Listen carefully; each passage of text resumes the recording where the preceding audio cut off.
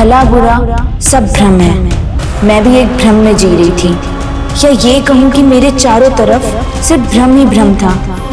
नमस्कार, मैं Divyanka Tripathi Dahiya crime petrol सतर्क विमेन अगेंस्ट क्राइम की श्रृंखला में आपका स्वागत करती हूँ। हम सब एक खुशहाल आसान सी जिंदगी चाहते हैं, लेकिन हम ये अच्छी तरह से जानते हैं कि दुख दर्द तकलीफ हमारी जिंदगी का एक अभिन्न हिस्सा है। धूप छांव, फूल और कांटे, ये सब एक ही आयाम में पाए जाते हैं और हर इंसान को अपने हिस्से की तकलीफ से तो गुजरना ही पड़ता है। लवली शाह 16 साल की लड़की, क्या कहानी थी लवली की कि उसने ऐसा कदम उठाया। लवली के साथ जो कुछ भी हुआ उसे समझने के लिए हमें सबसे पहले लवली की जिंदगी को जानना पड़ेगा। आप सभी पंचगणों से हमारी विनती है कि हमको इंसाफ दिलवाइए। ये वृंदावन सालों पहले हमसे कर्जा लिया और आज तक रकम नहीं लौटाया। जरा पूछिए इससे, कब देगा हमारे पैसे?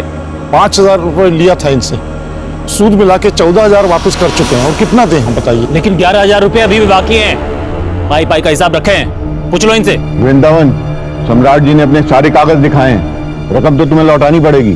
देखिए, अगर देना है तो आपको मालूम है कि खेती बाड़ी का क्या हालत चल रहा है, थोड़ा बखत दीजिए तो कोशिश। नहीं, पंच परमेश्वर, आप लोग इसकी बातों में मत आइए, फैसला सुनाइए अपना।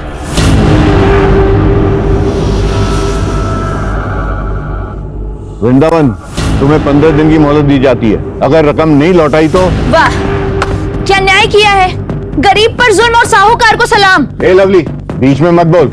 मालूम नहीं पंच परमेश्वर होते हैं? ए वृंदावन, समझा ले इसको। पंचायत के बीच में लड़की बोले शोभा नहीं देता।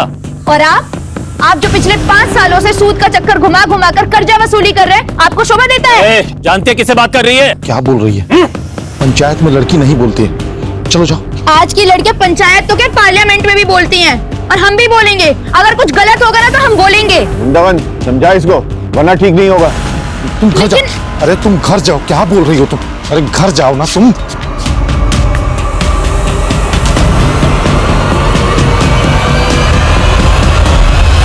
लवली, खाने पर गुस्सा मत निकाल, वैसे भी गलती तेरी थी। तूने आज तक गांव की किसी भी औरत को पंचों के बीच बोलती हुई सुना है? सालों से ये जो सड़ी गली प्रथा चल रही है, इसे कब छोड़ेंगे हम?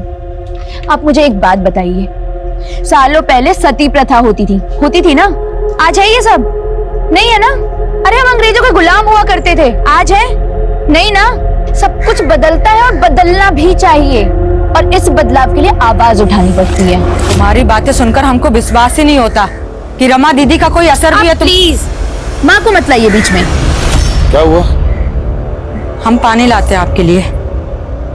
देखो, दोबारा पंचों के बीच में मत बोलना।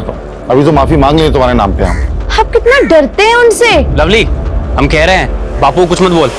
वाह कन्हैया भैया, आपकी ये भारी भरकम आवाज पंचों के सामने तो नहीं निकली, या मुझे समझा रहे हैं?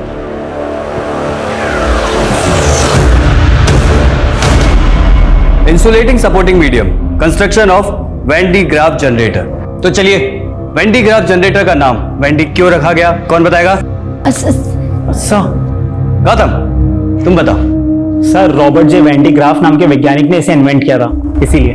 वेरी गुड, शाबाश। तो अब ये बताओ, वैन डी ग्राफ जनरेटर का इस्तेमाल कहाँ होता है? हम बताएं सर? चलो कोई बात नहीं, हम बताते हैं। वैन डी ग्राफ जनरेटर का इस्तेमाल हाई वोल्टेज जनरेट करने के लिए किया जाता है। याद रहेगा ना आप सबको? Yes sir. हाँ, गुड। लवली, तुमको सब आता है ना? बहुत होशियार हो ना तुम। अच्छा, तो चलो ये बताओ, साइक्लोप शील्ड जनरेटर किसने इन्वेंट किया? बोलो। सर, जाने माने वैज्ञानिक अज्ञे ने किया था।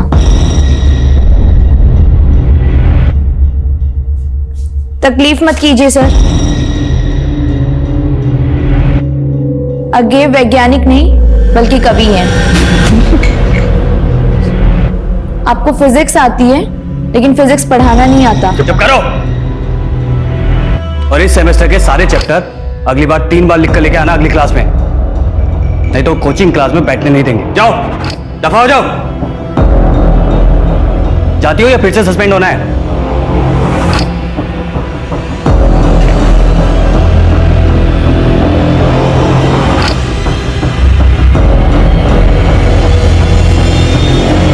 हाँ तो बच्चों,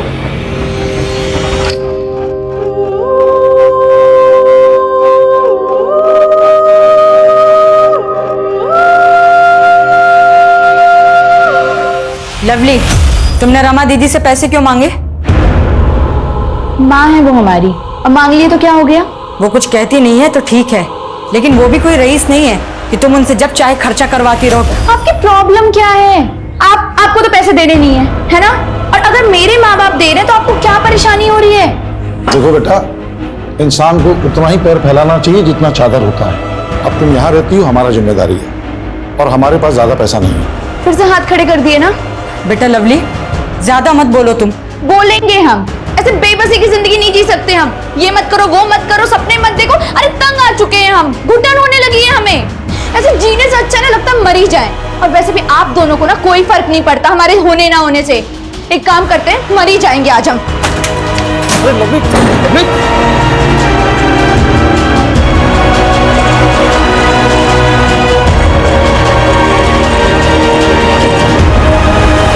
लड़की,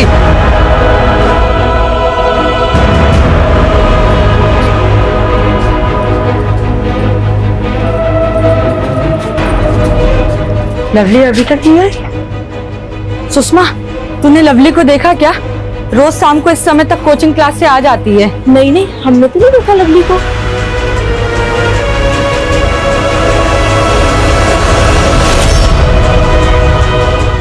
तो क्या हुआ सुंदरी? नंदू बता रहा है डरी हुई है तुम, फौरन भाग के आ जाए हम। लवली अभी तक घर नहीं आई है। सुनो, एक काम कर, तुम उधर देखो, हम उधर देखो। हाँ ठीक है, जाओ।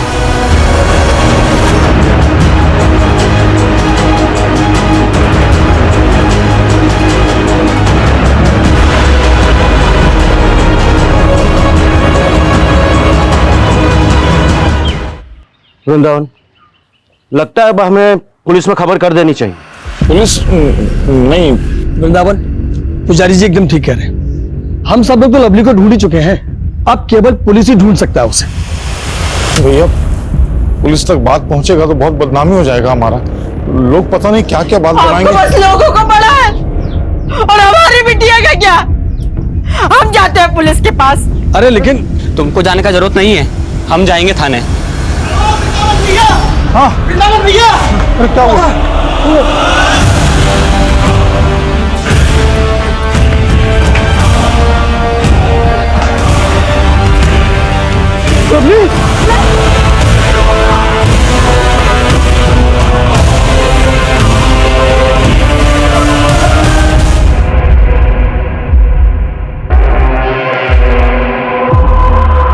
इस लड़की की साइकिल नीचे खड़ी है, उस पर बैग भी है। देखकर तो ऐसा ही लग रहा है कि वो खुदकुशी के मकसद से ऊपर आई हो।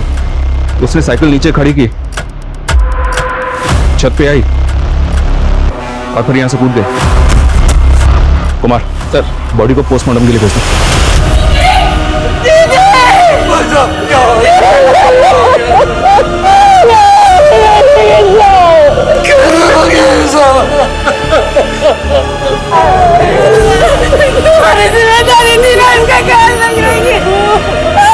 दीदी, हमको नहीं मालूम था कि लवली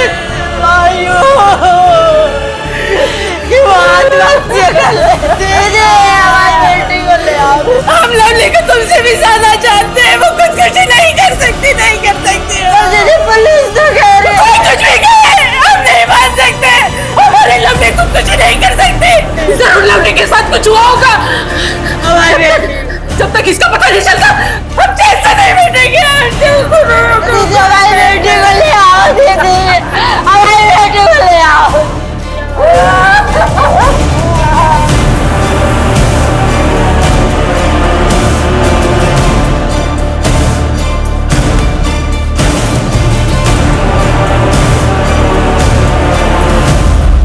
देखिए रमा जी, आपकी भावनाओं को हम समझ सकते हैं, लेकिन आपको क्या लगता है, आप क्या कहती हैं, ये सब बातें कानून के सामने मायने नहीं रखती। कानून के लिए मायने रखते हैं सबूत। सबूत क्या कहते हैं, पोस्टमार्टम रिपोर्ट क्या कहती है। और पोस्टमार्टम रिपोर्ट के मुताबिक लवली ने सुसाइड किया था। अब आप लोग लवली की डेड बॉडी ले जाइए और उसका अंतिम संस्कार कीजिए। नहीं, जब तक दोबारा जांच नहीं होगी हमारे लवली के शरीर का अंतिम संस्कार नहीं होगा। रमा बिल्कुल ठीक बोल रही है। लवली का शरीर तभी राख होगा जब उसके साथ इंसाफ होगा। घटना स्थल पे मिले सबूत, पोस्टमार्टम की रिपोर्ट सब यही दर्शा रहे थे कि लवली ने आत्महत्या की थी, लेकिन रमा इस बात को मानने को तैयार नहीं थी। वो चाहती थी कि इस केस की दोबारा जांच हो। अगर ये मान भी लिया जाए कि ये आत्महत्या का नहीं हत्या का केस है, तो भी सोचने वाली बात यह है कि रमा इतने यकीन के साथ कैसे कह रही थी। खैर, परिवार का विक्टिम को अंतिम संस्कार देने से इनकार करने का फैसला कारगर साबित हुआ। देखते ही देखते इस मामले ने तूल पकड़ा और केस अखबार की सुर्खियों तक पहुंच गया। अच्छी बात यह हुई कि लवली की कम्युनिटी ने भी आवाज उठाई और पब्लिक सेंटिमेंट्स को ध्यान में रखते हुए री इन्वेस्टिगेशन के लिए केस क्राइम ब्रांच को सौंपा गया।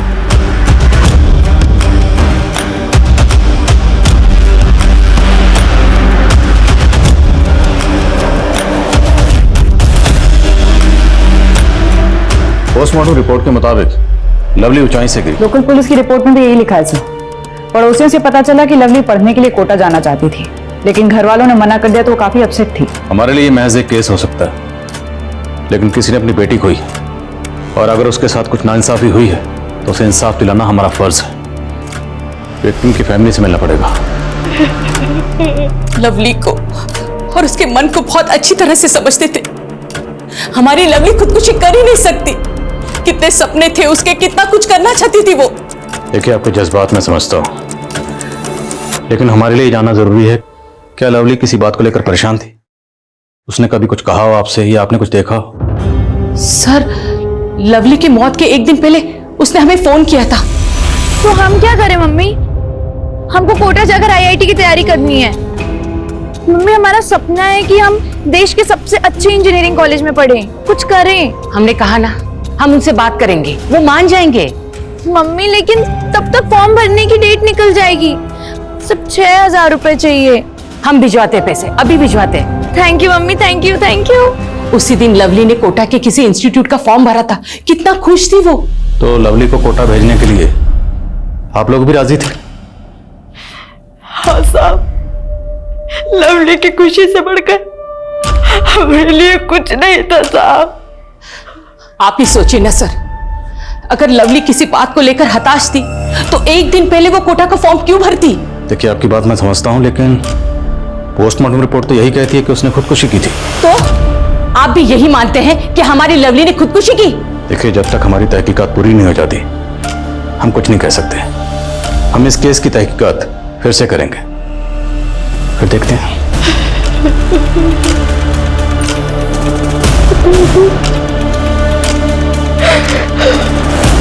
जी नहीं, हमारी तरफ से तो कोई कोताही नहीं बरती गई।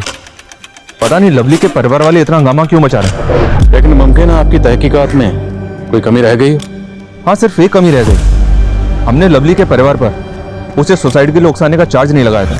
अब सुसाइड करने की कोई तो वजह होगी। उसके नेबर ने हमें बताया था कि लवली के उसके परिवार से अक्सर झगड़े होते थे। परसों शाम लवली के घर बड़ा हंगामा मचा था। लवली को कोटा पढ़ने जाना था। कौन जाने यही वजह रही हो लवली की आत्महत्या करने की। अच्छा यादव, हाँ, विसरा जांच करवाना चाह रहे हैं, आपको कोई एतराज तो नहीं ना? जी नहीं, मुझे कोई एतराज नहीं है, आप करवाइए।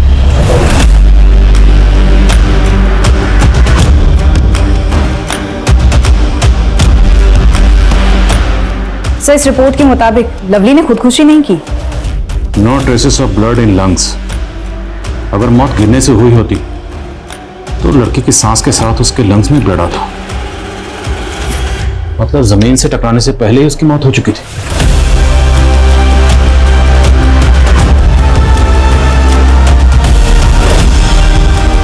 लवली साहू 10 बजे कोचिंग इंस्टीट्यूट पहुंची और तकरीबन 1 बजे वहां से निकली। सर, हमारे पास विटनेस है जिसने लवली को वहां से लौटते वक्त देखा था। तो मतलब साफ है, लवली के साथ जो भी हुआ इंस्टीट्यूट से लेकर घर के रास्ते के बीच में ही हुआ। सर, लोकल पुलिस का जो विटनेस है लक्ष्मण, उसका कहना था कि जब लवली से उसकी टक्कर हुई तो वो काफी परेशान लग रही थी और हड़बड़ी में कहीं जा रही थी। तो मतलब लवली के साथ उस दिन कोचिंग क्लासेस में कुछ हुआ होगा। हम शुरुआत वहीं से करें।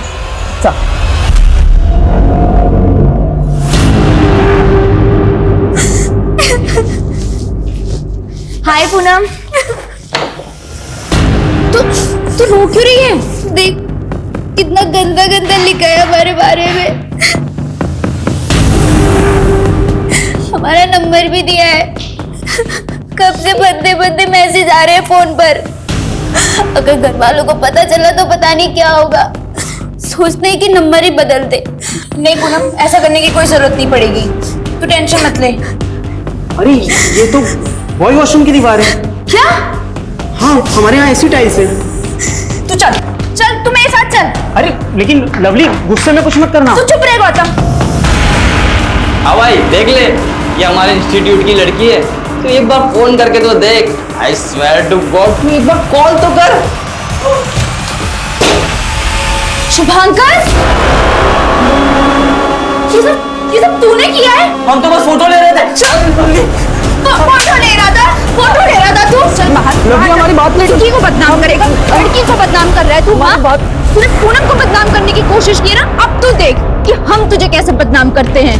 अगर तुझे सस्पेंड ना करवाया ना, तो हमारा नाम भी लवली नहीं। नहीं प्लीज लवली, ऐसा मत करना। अरे हमने कुछ नहीं किया। कुछ नहीं किया तूने? फोन निकाल तेरा, फोन निकाल। अरे हम तो बस खोल फोन। फोटो ले रहे थे। अच्छा, कुछ नहीं किया मैंने।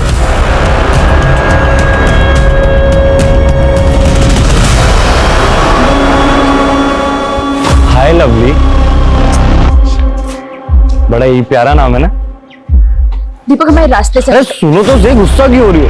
कसम से गुस्से में ना तुम और भी लवली लगती हो। भाई भाभी जी इसलिए नाराज हैं क्योंकि पूनम पे तो हमने पूरी दीवार लिख दी, इनके लिए हमने कुछ लिखा नहीं, इसीलिए बस।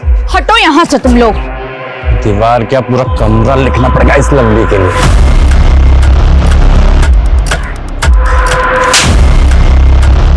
आइंदा अगर हमारे रास्ते में आए ना, तुम दोनों का मुंह तोड़ देंगे।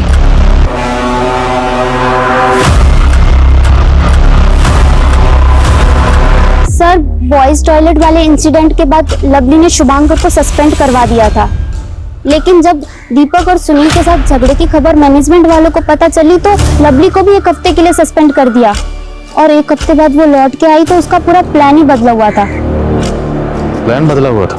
जी सर, लवली IIT की तैयारी के लिए कोटा जाना चाहती थी और हमने उसको आखिरी बार तब देखा था जब वो और गौतम मिलके कोटा का फॉर्म भर रहे थे। गौतम कहाँ मिलेगा? वो तो उसी दिन कानपुर चला गया था, अब तक नहीं लौटा। अच्छा, आप और लवली इंस्टीट्यूट के बाद घर एक साथ जाते थे ना? जी सर, पर आधे रास्ते तक के साथ जाते थे। लवली का घर अलग पड़ता है और हमारा अलग, तो एक मोड़ के बाद हम अलग हो जाया करते थे। हाँ, इस लड़की को देखा है साइकिल से जाते हुए, 2 लड़कों के साथ झगड़ा भी हुआ था इसमें। हटो हमारे रास्ते से तुम। छोड़ देते हैं ना, छोड़ देते हैं ना। क्यों पकड़ रहे हो? दीपक, चल। क्या हुआ बेटा? कुछ नहीं हुआ। कौन थे वो दोनों लड़के? जानते उनको?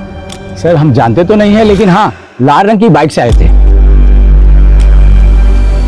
पूनम, वो जो 2 लड़के दीपक और सुनील उस दिन लवली को परेशान कर रहे थे, क्या उनके पास कोई बाइक है?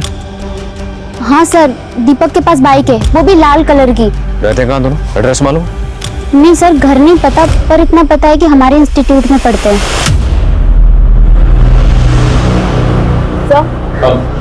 सर, दीपक और सुनील के एड्रेस इंस्टीट्यूट से मिल गए हैं, जल्द ही दोनों गिरफ्त में होंगे। सर, उस्मान खबरी ने एक काम की न्यूज़ दी। लवली को जिस बिल्डिंग से फेंका गया था वो बिल्डिंग सम्राट सिंह की है। सम्राट सिंह? लवली के गांव का एक बड़ा साहूकार है। लवली के पिता वृंदावन ने उससे काफी कर्जा ले रखा था, जो कि वो चुका नहीं पा रहा था। इस बात को लेकर दोनों का भरी पंचायत में काफी झगड़ा हुआ था। बुलाओ सर। देखिए, आप हम पे बेकार में शक कर रहे हैं, हमारा इस केस से कोई लेना नहीं है। जिस दिन लवली की मौत हुई हम तो गांव में थे भी नहीं। और तो गांव जा भी नहीं पाएगा भी वापस, अगर सच नहीं बोलेगा। बोलो, लवली के फादर वृंदावन के साथ पैसों को लेकर झगड़ा हुआ था ना तुम्हारा? अरे साहब, हम साहूकार हैं, लोगों के सुख दुख में ब्याज पर पैसा देके उनकी सहायता करते हैं। अब अगर कोई ग्राहक हमारा पैसा नहीं लौटाएगा, ब्याज तो चढ़ाना पड़ेगा, यही तो धंधे का उसूल है। हमारा भी एक उसूल है, जब तक सच नहीं सुनते यहाँ से जाने नहीं देते। हमने कुछ नहीं किया है साहब। लेकिन लवली की बॉडी को तुम्हारी बिल्डिंग से नीचे फेंका गया था। अरे साहब, हम आपको यही तो समझा रहे हैं, हमें अगर लवली को मारना होता तो उसकी लाश को अपनी बिल्डिंग से नीचे क्यों फेंकते, ताकि हम खुद ही फंस जाएं। सम्राट की बात में लॉजिक तो है। अगर इसने लवली को मारा होता तो वो उसे खुद ही अपनी बिल्डिंग से नीचे क्यों फेंकेगी? क्योंकि इससे तो सबसे पहला शक इसी पे जाएगा। सर, तो हो सकता है कि किसी और ने सम्राट और वृंदावन की दुश्मनी का फायदा उठाया, इसलिए लवली की बॉडी को सम्राट की बिल्डिंग से नीचे फेंका, ताकि अगर वो सुसाइड ना भी दिखे तो कत्ल का शक सम्राट पर जाए। सवाल यह है कि लवली उस दिन इतनी हड़बड़ी में क्यों थी? क्या वो बिल्डिंग में किसी से मिलने वाली थी? डू वन थिंग, बिल्डिंग के आसपास जितने भी लोग रहते हैं सब पर नजर रखो। सर, और दीपक और सुनील? सर, वो दोनों फरार हैं और शुभांकर भी सस्पेंशन के बाद से अपने घर नहीं पहुंचा है। पता लगाओ तीनों कहाँ छुपे हैं। जी सर। एक बात और, लवली का परिवार उसका अंतिम संस्कार करना चाहता है। ठीक है, और रिलीज कर दो। सर,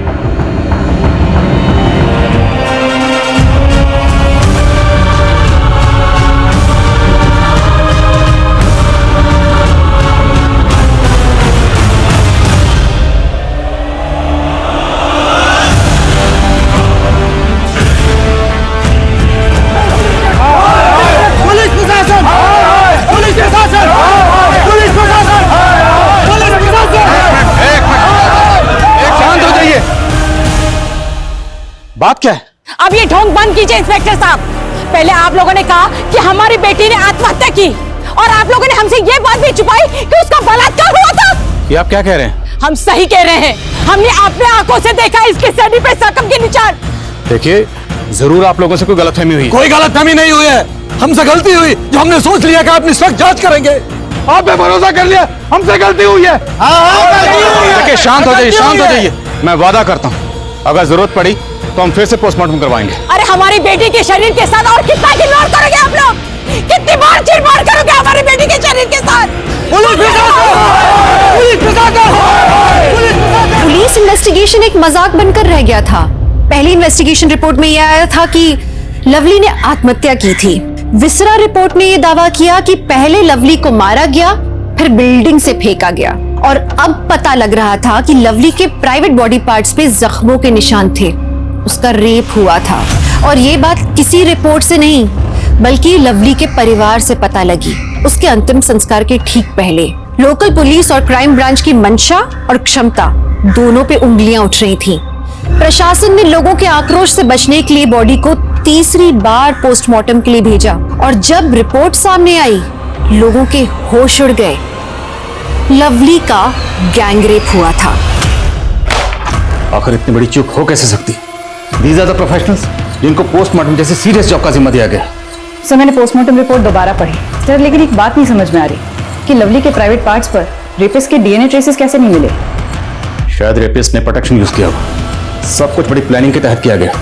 लड़की को बिल्डिंग तक अकेले बुलाना, और फिर मर्डर को सुसाइड दिखाना, और वृंदावन और सम्राट के झगड़े का फायदा उठाना। ये किसी शातिर खिलाड़ी का काम है।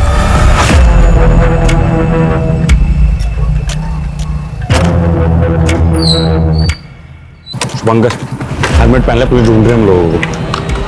जल्दी बैठ।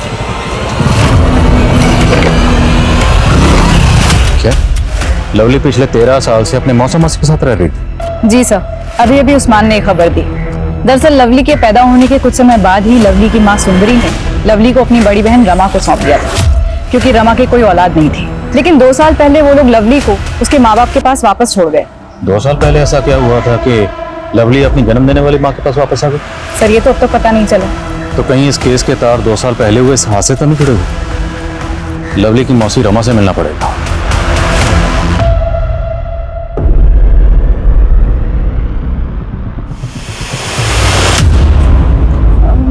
मम्मी, 1 गिलास दूध मिलेगा? क्या बात है, आज खुद से दूध मांगा?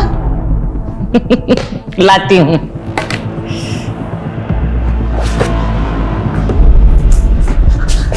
यहाँ क्या कर रहे हो? ये तुम्हारे लिए, पकड़ो, इसे पढ़ना जरूर, ठीक है? मैं चलता हूँ, बाय। लवली, लो बेटा दूध पी लो। मुझे दूध नहीं अच्छा लगता, आप पी लीजिए। हाँ? अरे कहाँ जा रही हो? अरे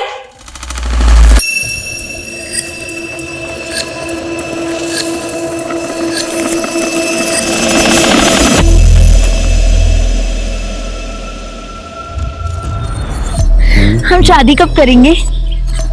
जब तू ना 18 साल की हो जाएगी, यानी 4 साल बाद। 4 साल? नहीं, मैं इतना वेट नहीं कर सकती। अरे लवली, तुम्हें पता है हमारा दिल क्या करता है कि हम तुम्हें अभी के अभी घर से यूं भगा के लेके जाए। सच्ची? लवली, हम जानते हैं हमारे माँ बाप हमारे प्यार को नहीं समझेंगे, वो नहीं होने देंगे हमारी शादी। हमारे माँ बाप ने तो हमें कमरे में बंद करके रखा है, हम तो भाग भी नहीं सकते। हम क्या करें बेबे? हम अगर साथ में जी नहीं सकते तो साथ में मर तो सकते, मरने के बाद हम लोग अगले जन्म में मिलेंगे। तुम सही कह रहे हो विवेक, मरने के बाद हमें कोई अलग नहीं कर पाएगा। तो ठीक है, इस संडे को 12 बजे एक साथ एक टाइम पे हम लोग सुसाइड करेंगे। हाँ वादा, संडे को ठीक 12 बजे।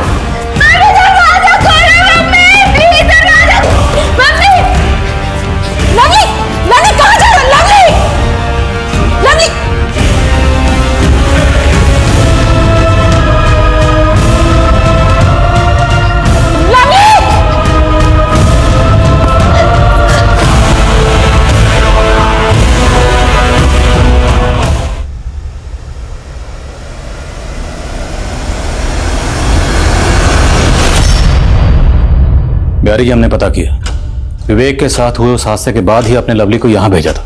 इसके अलावा हमारे पास कोई और रास्ता भी तो नहीं बचा था साहब। दरअसल उस हादसे के बाद लवली सदमे में थी। विवेक की मौत के लिए वो खुद को जिम्मेदार मानती थी। उसकी ये हालत देखकर ना चाहते हुए भी लवली को हमने अपने आप से अलग किया और उसे यहाँ भेजा ताकि वो उस सदमे से उभर पाए। तो यहाँ आने के बाद लवली उस सदमे से उभर पाई थी? साहब, वो धीरे धीरे तो यहाँ के माहौल में ढलने लगी थी, लेकिन वो पहले वाली लवली नहीं रह गई थी। उसकी हंसी में भी एक उदासी थी साहब, और उसने अपने अंदर जो गुस्सा दबा के रखा था वो कभी भी फूट पड़ता था। जाहिर सी बात है, इतने बड़े हादसे के बाद उसे प्रोफेशनल काउंसलिंग की जरूरत थी, अपने माँ बाप की जरूरत थी, उसे आप लोगों के साथ की जरूरत थी। करते भी तो क्या करते साहब, विवेक के पिताजी वकील थे, उन्होंने लवली और हमारी जिंदगी हराम करके रख दी थी साहब। कई बार पुलिस आती थी हमें परेशान करने के लिए, और एक दो बार तो उन्होंने गुंडे भी भेजे थे। गुंडे? हाँ, विवेक का मामा किसी गुंडे से कम नहीं है। एक दो बार तो इनके साथ भी मारपीट की थी। वहां वो हमसे बदला निकालते और यहाँ मेरी बहन के परिवार को परेशान करते थे। वो विवेक का मामा लवली का पीछा करते करते यहाँ तक आया था? सर, वो कई सालों से पीछे पड़ा हुआ था, और विवेक का मामा कोई और नहीं, सम्राट सिंह है। मान गए साहब, गड़े मुर्दे उखाड़ना कोई आपसे सीखे। हमारे भांजे की मौत के जख्म को आज आपने फिर से कुरेद दिया। हमारे पास फैक्ट है और तुम्हारे पास मोटिव। नहीं साहब, हमें अगर ऐसा करना होता तो 2 साल तक इंतजार नहीं करता, उसी समय निपटाती होते उसको। देख सम्राट सिंह, साहब परिवार के साथ तेरी दुश्मनी की दास्तान सामने आ चुकी है। अब बेहतर यही होगा कि तू अपना गुनाह कबूल कर ले। साहब हमारी बात सुनिए, हम जान चुके कोई है जो फायदा उठा रहा है हमारे और वृंदावन के बीच के अनबन का, और उसी के झांसे में आके आप सब लोग भी गोल गोल घूम रहे हैं। गोल गोल तो तू घुमा रहा है हमें। समय सीधे रास्ते पर ला जरा से। अरे सर, सम्राट के कॉल रिकॉर्ड्स चेक किए, क्लीन है, कोई सस्पिशियस एक्टिविटी भी नहीं। अब या तो ये सम्राट बहुत स्मार्ट है, या फिर वाकई इसके और लवली के फादर वृंदावन के झगड़े का फायदा उठाकर कोई फंसाना चाहता है इस सम्राट को।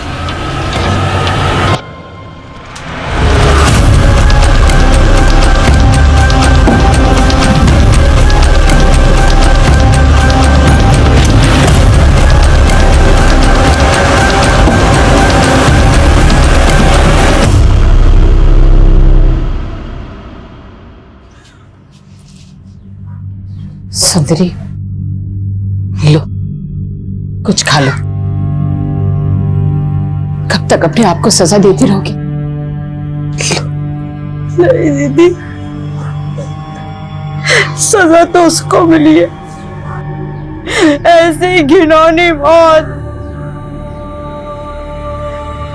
हम सब उसके गुनहगार हैं दीदी। ऐसे क्यों बोल रही हो? इसमें तुम्हारी कोई गलती नहीं है। गलती तो उसकी भी नहीं थी दीदी, फिर भी हमने उसको सजा दी, उसको हमने आप से अलग कर दिया दीदी। कभी उसको अपने पास प्यार से बैठाकर समझाया तक नहीं। लवली, इतनी देर क्यों हो गई आने में बेटा?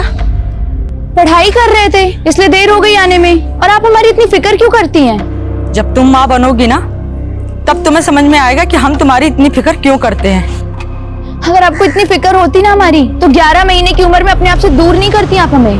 और हाँ, माँ सिर्फ एक होती है, और हमारी माँ आपकी बहन है, आप नहीं है। को तुझसे लेते वक्त ये वादा किया था कि उसे 2-2 माओं का प्यार मिलेगा, लेकिन देख, हम में से कोई भी उसकी माँ नहीं बन पाए। सर लवली के कोचिंग इंस्टीट्यूट की फ्रेंड पूनम आपसे मिलने आई। सर मुझे आप लोगों को एक बात बतानी थी, पर मेरा नाम नहीं आना चाहिए। बोलो, आपका नाम सामने नहीं आएगा। सर वो हमारे इंस्टीट्यूट के physics teacher Arvind Gupta sir, वो आए दिन लवली को ह्यूमिलेट करते रहते थे। साफ नजर आता है कि उन्हें लवली से प्रॉब्लम है। तो आपने कभी लवली से पूछा नहीं था वो ये सब क्यों टॉलरेट कर रही थी? पूछा था सर, तब उसने बताया कि वो उसके पुराने शहर में टीचर थे और वो उनसे प्राइवेट ट्यूशन लेती थी।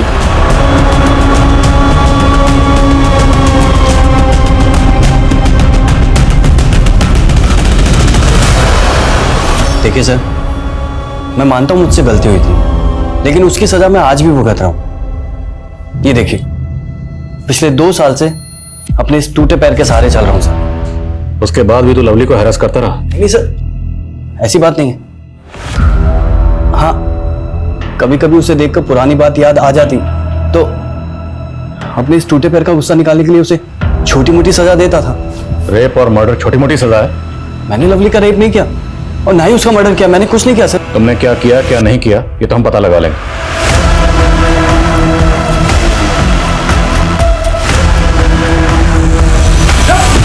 अरे कौन आप लोग?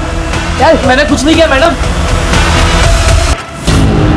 सर नहीं सर, मत मारिएगा। हम कसम खाकर कहते हैं कि हमने कुछ भी नहीं किया।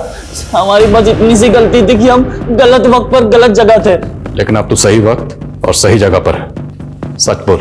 लवली ने जो हम पर इल्जाम लगाया था वो गलत था, और पूनम के बारे में भी हमने कुछ भी नहीं लिखा था दीवार पर। हम तो बस अपनी फोटो खींचने की लालच नहीं रोक पाए। लेकिन सर तभी लवली वहां आ गई और उसने हमें सस्पेंड करवा दिया। इसलिए तुमने उसको मार दिया? नहीं सर, लवली तो शेरनी थी, हम तो उसके पास से गुजरने में भी डरते थे। हम क्या उसे मारेंगे? तो इतने दिनों से छुपा हुआ क्यों था? सर अपने पापा के डर से। उन्होंने तो आपकी बातें सुनकर मान ही लिया था कि हम ही खूनी है। सर हमारे पापा बड़े गुस्सैल है, अगर घर जाते तो हमारी खाल उधेड़ देते। सर दीवार पर पूनम के बारे में दीपक और सुनील ने लिखा था, लेकिन फंसे हम। तो दीपक और सुनील को जानता है? जी सर। कहाँ मिलेंगे दोनों? सर मैं प्लीज मत मारो सर। हम मानते हैं कि हमने पूनम के बारे में दीवार में बहुत गंदा गंदा लिखा था और लवली को भी छेड़ा था हमने, पर सर हमने उसका खून नहीं किया सर। हाँ साहब, हमने लवली को नहीं मारा है। मुर्गा बनाओ इन्हें, और इन दोनों विद्यार्थियों को तब तक मुर्गा बना कर रखो जब तक इस सच का अंडा ना। पुलिस के पास संदिग्ध कई थे, उन सबके पास मोटिव भी था मर्डर का, लेकिन किसी के भी खिलाफ कोई ठोस सबूत नहीं था।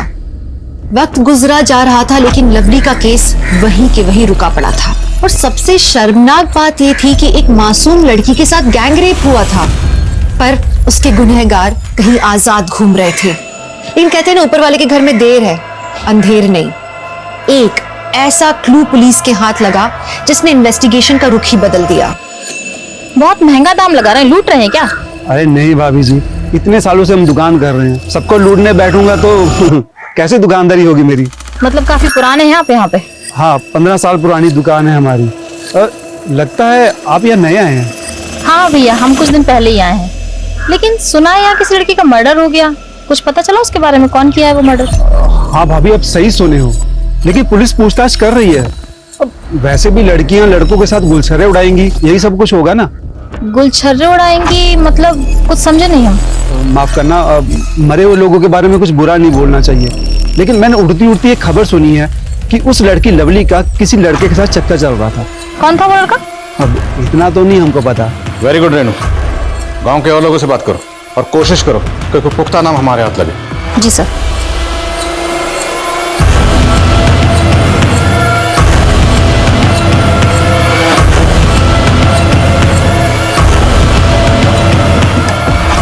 कम लवली के कॉल रिकॉर्ड चेक किए, एक नाम मिला है, लेकिन दोनों के बीच ज्यादा बातचीत नहीं होती, इसलिए अफेयर जैसा कुछ नहीं लग रहा। फिर भी उठाओ sir, let's take a chance. Sir हम सच कह रहे हैं सर, लवली के साथ हमारा कोई अफेयर नहीं था सर। लड़का लड़की घूमने लगते तो सर सब लोग बातें बनाने लगते। सर लवली तो हमारी राखी सिस्टर थी सर, बहन मानते थे सर हम उसको। सर ये देखिए सर फोटो, सर नसीब से हमारे फोन में फोटो है सर, वरना सर जैसे आप हमें उठा लिए सर लवली के भैया तुम्हें पीटी देते थे। लवली के भैया मतलब कन्हैया?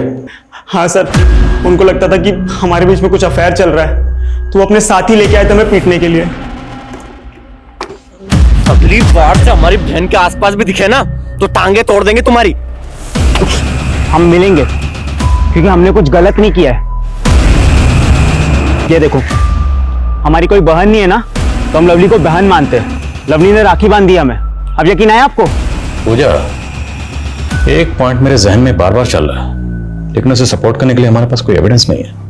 कौन सा पॉइंट सर?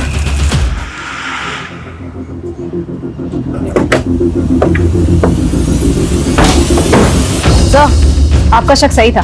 जिस दिन लवली का मर्डर हुआ उस दिन इस लड़के ने 1 डजन कॉन्डम्स खरीदे थे। कम उम्र का लड़का है, न बीवी है न गर्लफ्रेंड। उठाओ इसे। सर, हम कुछ नहीं किए सर, आप लोग फंसा रहे हमको।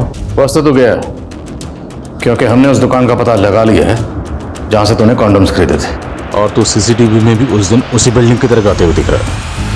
अरे तू जल्दी चल, कन्हैया फिर से पगला गया है। क्या हुआ अंकित भैया? अरे उसको खुद फिर से भड़का रहा है कि तुमरा और गौतम का अफेयर चल रहा है। वहाँ गौतम को पकड़ के रखे हुए हैं। कहाँ पकड़ कर रखे हैं? सम्राट चाचा का नका वाला बिल्डिंग है ना, हाँ। उसके छत पे रखे हुए पकड़ के। भैया, भैया गौतम कहाँ है? यहाँ कोई गौतम नहीं है, और हमने तुमसे कहा था ना उस गौतम से दूर रहना। तुमने झूठ बोला हमसे। सगी बहन के साथ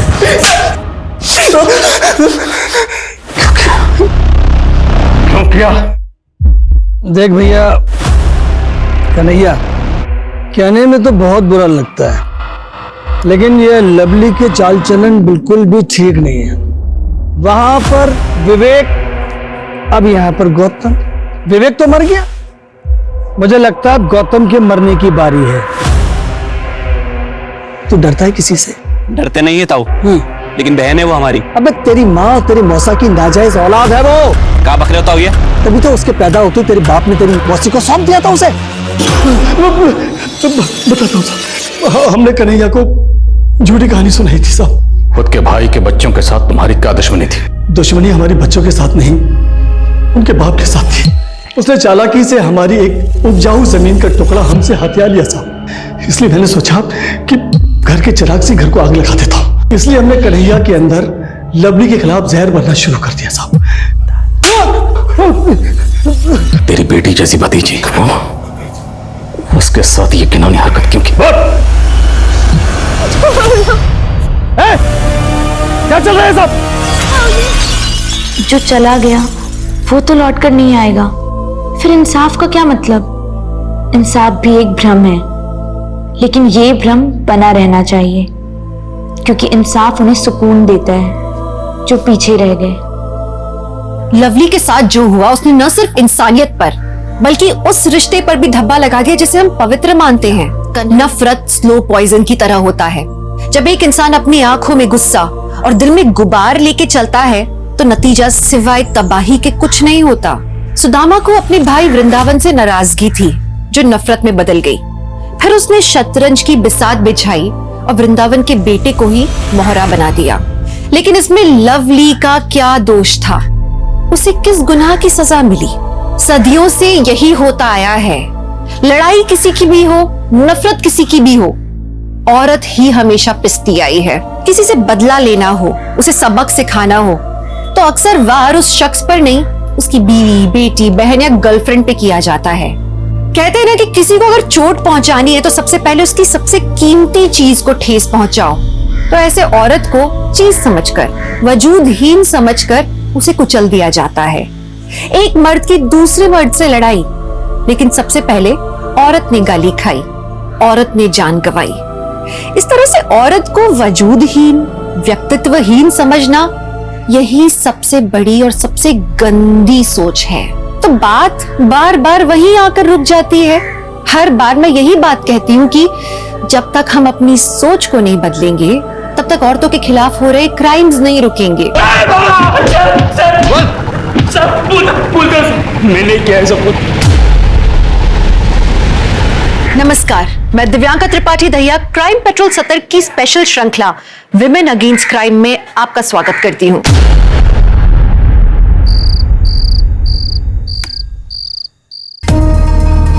अहो अहो कुठे होता तुम्ही इतका वेळ? अरे दोस्तों ने रोक लिया था, उन्हें भी बर्थडे सेलिब्रेट करना था ना। तुम अभी तक सोई क्यों नहीं? सुबह के 4 बज रहे हैं। अहो खुशी अब तक नहीं आई है पार्टी से। 1-1:30 बजे तक आ जाने वाली थी ना वो। वही तो। तुम टेंशन मत लो, मैं फोन करके देखता हूँ। हाँ। क्या हुआ? फोन ही उचलत नहीं। आप रितिका को फोन कीजिए, उसी के साथ होगी।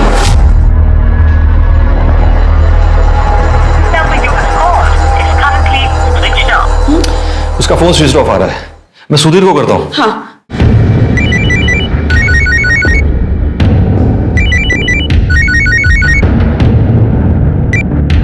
हाँ बोल विश्वास। सुधीर, रितिका आली का घरी? नहीं अजून, आधे घंटे पहले मैंने उसको फोन किया था, लेकिन उसका फोन भी स्विच ऑफ लग रहा है यार। ठीक है, मैं देखता हूँ। हाँ आप जरा पार्टी में जाके देखिए ना।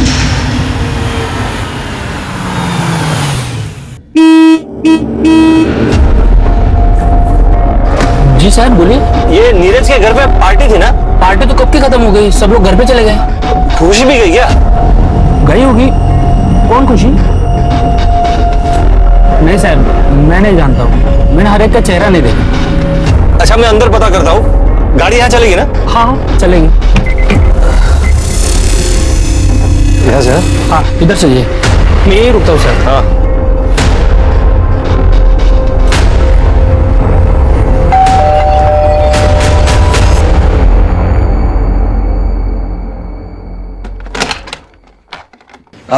हाय, मैं खुशी का फादर हूँ। हेलो। ये पार्टी में आई थी यहाँ वो। पार्टी तो कब की खत्म हो गई, सारे गेस्ट चले गए, यहाँ पे कोई भी नहीं रुका हुआ है। अच्छा ओके, थैंक यू।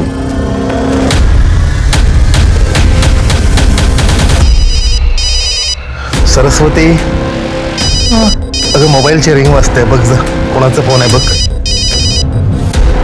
कोणाचा आहे? अहो खुशीच्या बाबांचा फोन आहे। हॅलो। हाँ नमस्कार ताई, मी खुशीचा फादर बोलतोय। कुणाल आला का घरी? नहीं, कुणाल भी घर नहीं है, त्याचा मोबाइल पण बंद है। अच्छा थैंक यू। ओहो क्या हुआ? उनको भी कुछ नहीं पता। मैं खुशी को फिर से करता हूँ। हाँ देखिए ना। अरे ती फोन उचलतच नाही।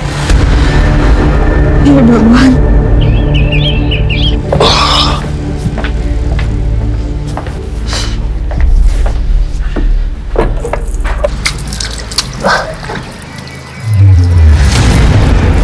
कई बार कुछ रिश्ते आपस में इस तरह से उलझ जाते हैं, इतने पेचीदा हो जाते हैं कि वो किसी की मौत का भी कारण बन जाते हैं। खुशी अपने नाम की ही तरह सबकी जिंदगी में खुशियां भरना चाहती थी, फिर ऐसे कौन से हालात पैदा हुए जिसका अंजाम खुशी की मौत था।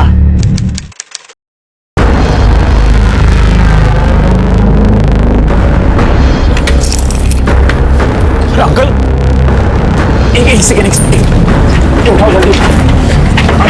आपको लगी तो नहीं?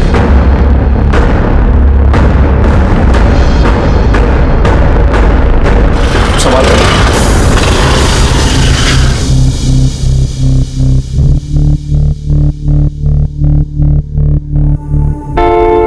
कुणाल अहिरे।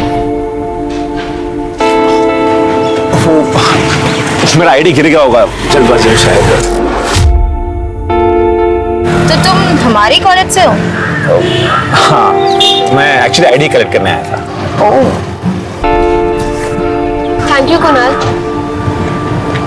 थैंक यू किस लिए? तुमने उन अंकल की हेल्प की ना। मेरी जगह कोई और होता तो शायद वो भी वही करता। पर आजकल बहुत ही कम लोग हेल्प करते हैं। चलो खुशी, हमें लेक्चर के लिए लेट हो रहा है ना। या बाय बाय बाय।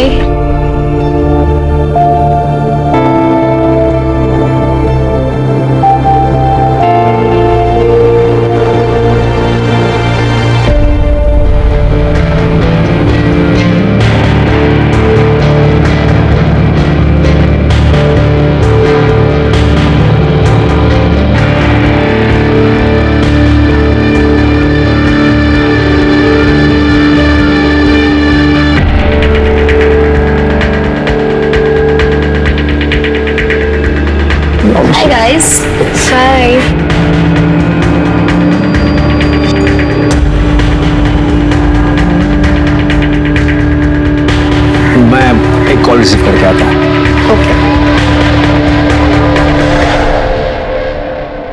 सुनना खुशी, अगर तेरा इस हैंडसम के साथ कभी ब्रेकअप हो गया ना तो मुझे बता देना।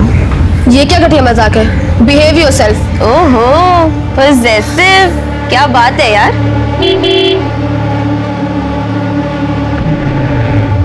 फिर से नया boyfriend? Variety my darling, variety. अगर तू जब तक ट्राई नहीं करेगी, एक्सपेरिमेंट नहीं करेगी, तब तो तुझे पता कैसे चलेगा कि तुझे एक्चुअली क्या चाहिए। तुझे फालतू का ज्ञान कौन देता है वैसे? वो छोड़, मैं तुझे दे रही हूँ ना, वो भी फ्री। अपना ज्ञान तो अपने पास रख, समझी? Okay okay, but think about it. Shut up, bye.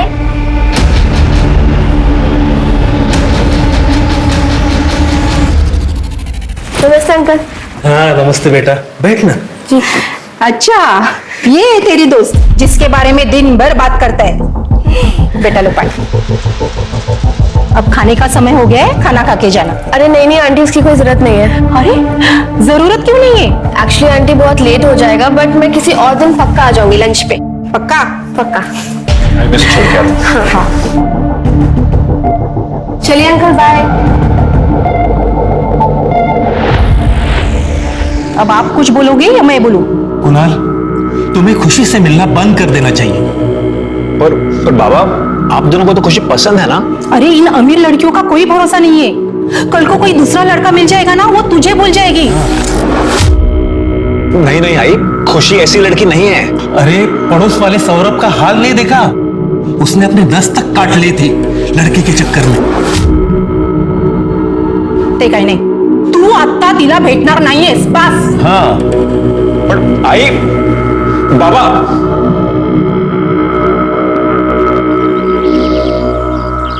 ये लो पप्पा, ये हो गई आपकी बर्थडे की गेस्ट लिस्ट रेडी। देखो कुछ मिस तो नहीं हुआ? क्या हुआ पापा? Is everything all right? मैं ये सोच रहा था कि जब मेरी गुड़िया फर्दर स्टडीज के लिए यूएस चली जाएगी, पापा is gonna miss her so much. मुझे नहीं जाना यूएस। अरे हंसा कसा? ये क्या बात हुई? मैंने कितनी प्लानिंग की है। अब आप वैसे अपसेट हो गए तो मैं कैसे जा पाऊंगी? बरोबर बोलती है ती। अरे वाह, तुम लोग थकते नहीं ना ये नौटंकी करके, परफेक्ट फैमिली का पोर्ट्रे करके। तमीज फिर से भी कराया तुम? पापा तुम थांबा। छोड़ो। काय करताय तुम्ही हे? अभिजीत आज जा। घर का नाम, मेरा नाम डुबोने वाला है। पप्पा दादा की संगत बुरी है, इसलिए वो ऐसा करते हैं। मैं समझाऊंगी उनको, आप परेशान मत हो।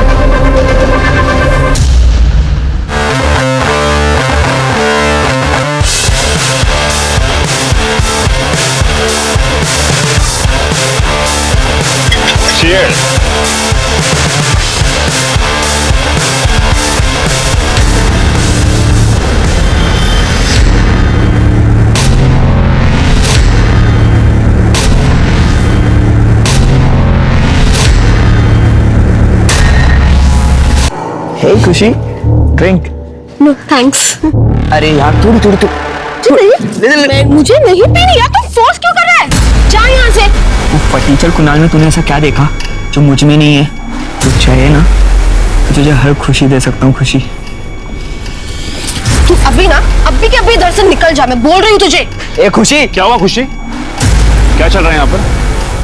ओ फटीचर, देखो इनवाइट किसने किया रे? हाँ, अच्छा अच्छा अच्छा, मुफ्त का खाना। वो देख, खाना ना उधर है, चल।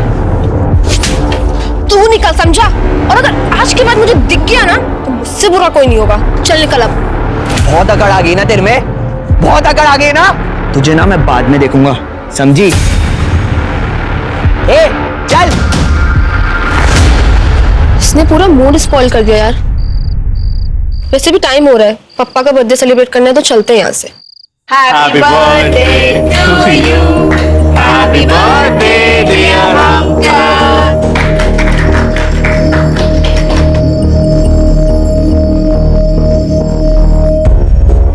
Happy birthday to you dear. Thank you. Abhijit नहीं है ना अभी तक? वो अपने दोस्तों के साथ गए, आता ही होगा। बाप की बर्थडे के लिए टाइम नहीं उसके पास। अरे पापा, दादा कहीं अटक गए होंगे, आ जाएंगे। क्या यार खुशी, बहुत बोर हो रहा है। चला नीरज की पार्टी में वापस जाते। नहीं यार मानी, अरे अभी बर्थडे सेलिब्रेशन तो हो गया ना, तो यहाँ पर रुक के क्या करेंगे हम? खुशी बेटा, रितिका बोल रही है तो चले जाओ ना पार्टी में, एंजॉय करो। ठीक है, लेकिन जल्दी वापस आ जाएंगे। हेलो, हाय, एक्सक्यूज मी जी। Do we know each other? Actually मैं खुशी का फ्रेंड हूँ। खुशी के फ्रेंड? जी। जस्ट वेट यार, ओके? खुशी, क्या तुम उसे जानती हो? वो नहीं, मैं नहीं जानती। ठीक है, you carry on. Hey, party crash करता है? कहाँ से आया तू? हाँ? और कहीं के? Get out! आउट! जा रहा हूँ, मैं जा रहा हूँ। तू ऐसे नहीं मानेगा, चल!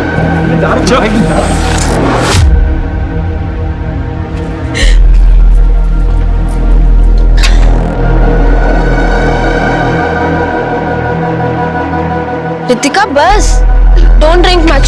शट अप यार, तेरी तबीयत खराब हो जाएगी। तू रोक, मैं तेरे लिए पानी लेके आती हूँ। तू पिएगी नहीं, समझी?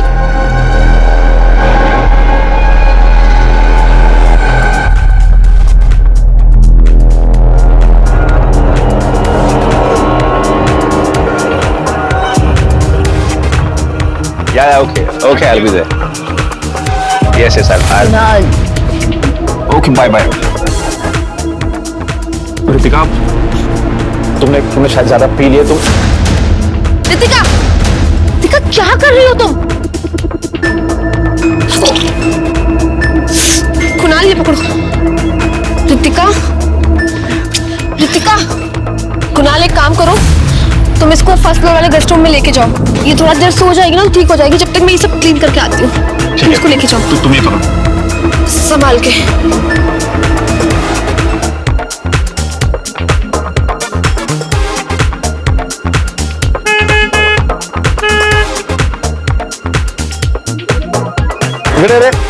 नमस्ते सर। टाइम कितना हुआ, क्या चल रहा है? म्यूजिक इतना लाउड है, बंद करने बोल। ठीक है साहब। नीरज साहब, पुलिस आई थी, साउंड कम करने को बोली है। अच्छा ठीक है, तुम जाओ, मैं देखता हूँ। ठीक है। ए नीरज, वो पहले म्यूजिक बंद करवा तू। मेरे को ये पुलिस का लफड़ा नहीं चाहिए रे। अरे यार तू चिल कर, मैं हूं ना। हे, लिसन, कुणाल को देखा है क्या?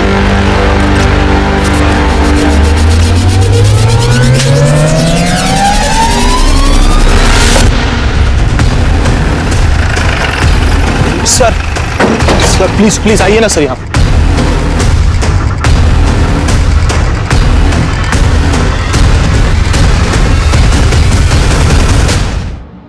सर मेरा नाम नीरज है सर, नीरज कुलकर्णी। और सर ये मेरी मॉम है। हम लोगों ने सर पार्टी ऑर्गेनाइज की थी। और सर इसका नाम खुशी देशमुख है सर, मेरी फ्रेंड थी। किसके साथ गई? सर किसके साथ गई वो मालूम नहीं सर, लेकिन सर पार्टी में इसका सनी के साथ झगड़ा हुआ था। और सर वो पार्टी से चली गई और वापस आ गई। उसके बाद सर वो कब घर चली गई कुछ मालूम नहीं। सनी के साथ झगड़ा क्यों हुआ था? सर मैंने देखा नहीं सर, मैंने भी दोस्तों से सुना। सर मेन दरवाजे से लेके यहाँ तक शूज और ये इयरिंग मिला।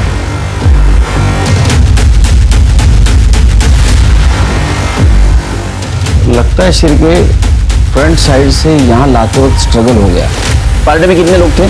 सर 12-15। कितने? 12-15। 12-15? नाइट कर्फ्यू चल रहा है ना? हाँ, पहले तो आप पे केस बनेगा, बाद में ये स्वाद हो।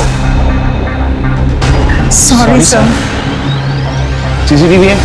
नहीं है सर। सीसीटीवी नहीं है?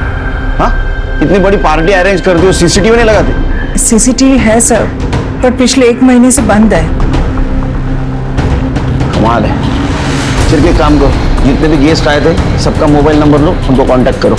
और रितिका और कुणाल उनको बुला लो। खुशी घर में इन्फॉर्म करो, बॉडी को पोस्टमार्टम के लिए भेज देना। और इन्होंने गाइडलाइन तोड़ी है। केस बनाओ। बंगले में इतना नाच गाना चल रहा था रात भर, तूने कुछ देखा नहीं, कुछ सुना नहीं? हाँ, इस बात के पैसे लेता है तू? साहब मैं सो गया था। कैसे आदमी को रखा है आप लोगों ने? सोने का पैसा लेता है। ये सब कुछ तूने तो नहीं किया? नहीं साहब, मैंने कुछ नहीं किया। साहब आप मुझ पे क्यों शक कर रहे हो? वो दरअसल बात यह है, कल रात सब लोग एंजॉय कर रहे थे, शराब पी रहे थे। तूने भी बेवड़ा मार लिया? हाँ सर, इसलिए आंख लग गई थी।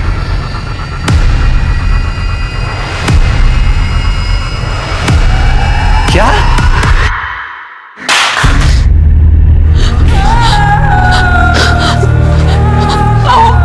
अहो काय झालं? कोणाचा फोन होता? खुशी का मर्डर हो गया है जानकी। कुछ भी क्या बोल रहे हैं आप? अरे यार, अरे क्या है यार, क्यों शोर मचा रहे हो? अभी तो सोया था।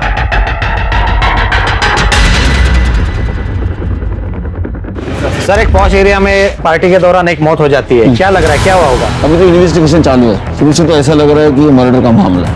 बस इतना ही कर सकता हूँ, जैसे कुछ इन्फॉर्मेशन सामने आ जाएगी आपको पता चल जाएगी। सर खुशी के दोस्त कुणाल के पेरेंट्स से मेरी बात हुई है। सर कुणाल के पेरेंट्स का कहना है कि वो सिटी हॉस्पिटल में है। कुणाल अहिरे रात में अकेले ही आया था, हमने उसे एडमिट किया। उसके रिब्स में गहरी चोट लगी है। हम उससे मिल सकते हैं डॉक्टर साहब? But don't pressurise him much. Okay, thank you. कैसे हो कुणाल? सर लेटे रहो, बी कंफर्टेबल। कैसे लगी ये चोट? सर वो मैं सीढ़ी पर से उतरते वक्त फिसल गया तो बहुत पेन हो रहा था, इसलिए एडमिट हो गया। इसने हमें भी नहीं बताया सर, हमें तो हॉस्पिटल के स्टाफ से पता चला। तुम्हारी फ्रेंड खुशी को पता था इस चोट के बारे में? नहीं सर, उधर सर पार्टी में बिजी थी तो इस चोट के बारे में किसी को भी नहीं पता। दरअसल तुम्हारी फ्रेंड खुशी का मर्डर हो गया।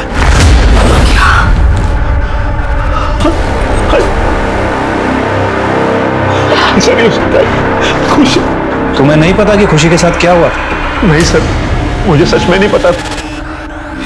रात को खुशी के डैडी का फोन आया था, वो भी खुशी के बारे में पूछ रहे थे। कट इस कुणाल की चोट की कहानी को हमें क्रॉस वेरीफाई करना होगा। देखते हैं इस नंदिनी का क्या कहना है। चलो। खुशी मेरी बच्ची, ये सब क्या हुआ बेटा तेरे साथ?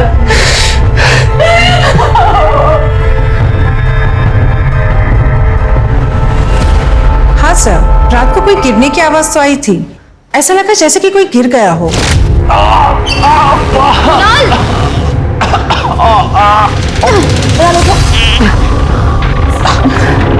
अरे बेटा, जब तुम खुद को संभाल नहीं सकते तो फिर इतनी पीते ही क्यों हो? मैं शराब नहीं पीता आंटी, मैं सीढ़ी से फिसल के गिर गया। और कितने बजे की बात है ये? एग्जैक्टली तो नहीं कह सकती सर, रात को अराउंड 2-3 बजे के आसपास। सर आमच्यासाठी हे सगळं खूप शॉकिंग आहे. आम्हाला वाटलंच नव्हतं की खुशी बरोबर असं काय होईल. तुम खुशी के साथ पार्टी में गई और अकेली वापस लौटी, ऐसा क्यों? वो सर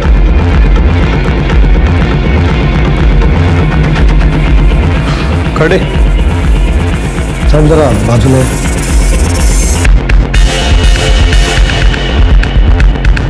सर एक्चुअली उस रात को मैंने थोड़ा ज्यादा ड्रिंक कर लिया था.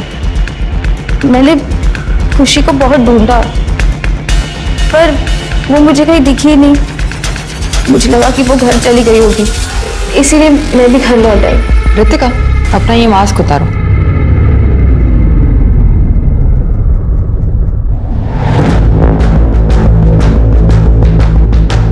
ये निशान कैसा? निशान? ये वो मेरी नेल्स के निशान है. थोड़ा ज्यादा पी लिया था ना तो मैंने स्क्रैच कर लिया होगा. वैसे भी मुझे थोड़ा स्क्रैच करने की आदत है. तृप्ति, इसका ब्लड सैंपल लो और खुशी के नाखून में जो स्किन के ट्रेसेस मिले उससे मैच करके देखो. तेरे सारे दोस्त तेरा इनाम ले रहे हैं, समझा? मेरी खुशी से फाइट हुई थी, बात सच है, लेकिन उसका मतलब ये थोड़ी मैं उसको मार दूंगा सर। और वैसे भी मैं उधर से 2 बजे निकल गया था दूसरी पार्टी में। पर पार्टी में जाने से पहले खुशी का तूने नहीं नहीं सर, मैं सच बोल रहा हूँ सर। सच बोल रहा है, झूठ अभी थोड़ी देर में पता चल जाएगा।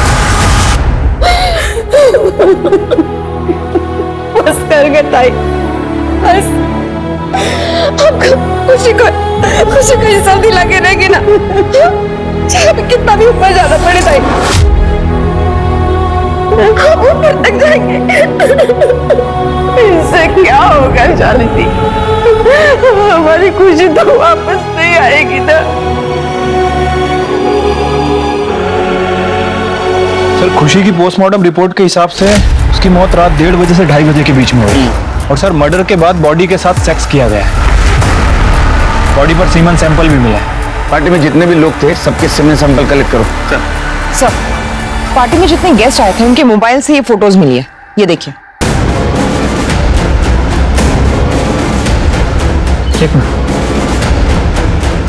सर ये तो बब्बन है, ड्रग सप्लायर। और सर ये पार्टी ऑर्गेनाइजर नीरज से बात कर रहा है। ये नीरज को उठा। नियति कब कौन सी करवट ले कोई सोच भी नहीं सकता। वो खुशी जो सबका भला चाहती थी और मौत के बाद उसके शरीर के साथ ऐसा दुर्व्यवहार होना, इसका तो कोई अंदाजा भी नहीं लगा सकता था। ये सब देख के ही इंसानियत से भरोसा उठने लगता है। खैर, केस में अब एक नया मोड़ आया था। पुलिस की शक की सुई अब पार्टी में मौजूद हर शख्स पर थी।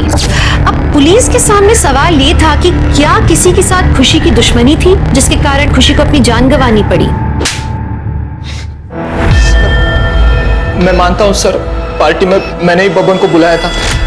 नहीं सर, जो सच था सर, मैंने आपको बोल दिया सर, लेकिन खुशी को मैंने नहीं मारा सर। सब पता चल जाएगा जब तेरे हाथ पैर तोड़ेंगे। तेरे को पता है ना, ये माल खरीदना और माल बेचना इलीगल है। चार्जशीट दाखिल करो इसके खिलाफ। बब्बन को उठाओ। सर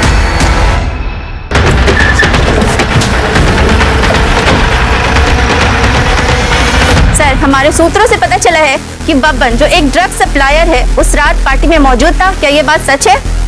सर इस बात का खुशी की मौत से कुछ कनेक्शन है? सर खुशी का रेप भी हुआ, ये बात सच है क्या? अरे बात करने का मौका तो दो। हाँ, देखिए इन्वेस्टिगेशन जारी है, जैसे ही कुछ बात सामने आ जाएंगी आप लोगों को बता देंगे। खुशी ड्रग्स लेती थी, ये बात आपको पता थी? नहीं मैडम, वो ऐसा कुछ नहीं करती थी। वो तो सिगरेट और शराब तक को नहीं छूती थी। हमारी बेटी को बदनाम मत कीजिए प्लीज। साहब, मैं मानता हूं कि मैं पार्टी में गया था, लेकिन सिर्फ नीरज को माल देने के लिए। उसके बाद मैं तुरंत वहां से निकल गया। फिर वहां पे किसने क्या माल फूका, क्या किया, मुझे कुछ मालूम नहीं।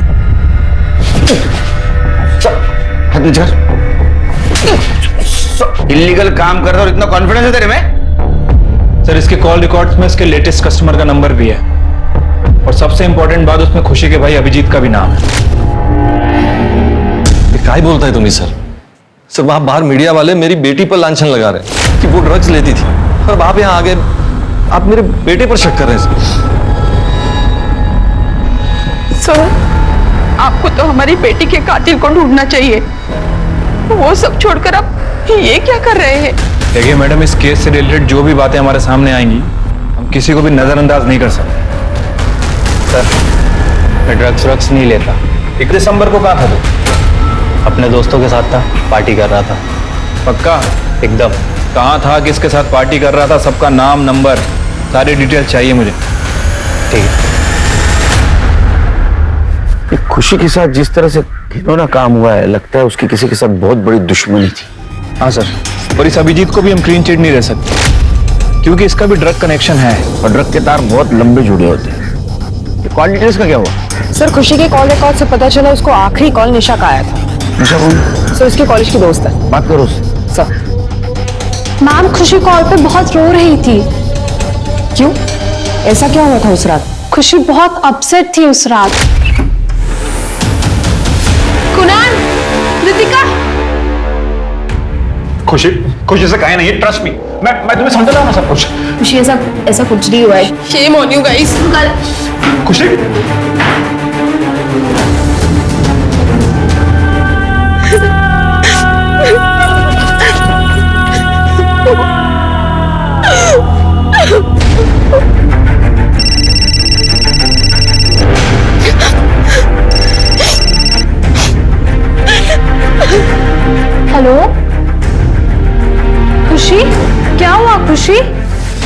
क्यों रही हो? कुणाल और रितिका ने मुझे डिच किया है। They are having an affair. क्या? Now I don't know what to do. I just wanna die. खुशी, तुम ऐसा कोई भी डिसीजन नहीं लोगी। तुम एक काम करो, तुम घर चले जाओ। जस्ट लिसन टू मी खुशी। हेलो हेलो खुशी, हेलो।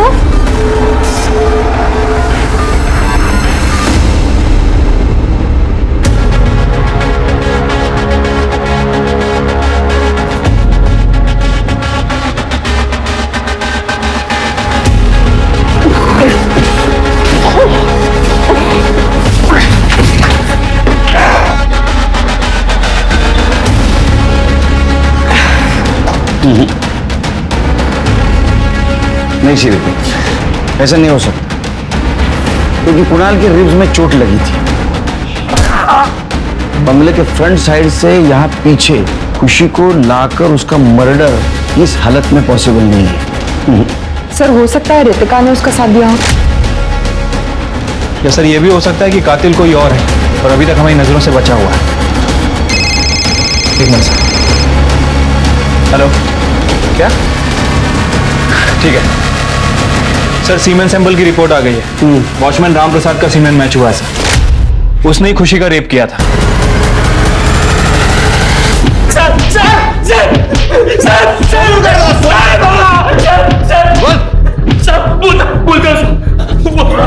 बोलता हूँ साहब, मैंने किया है सब कुछ।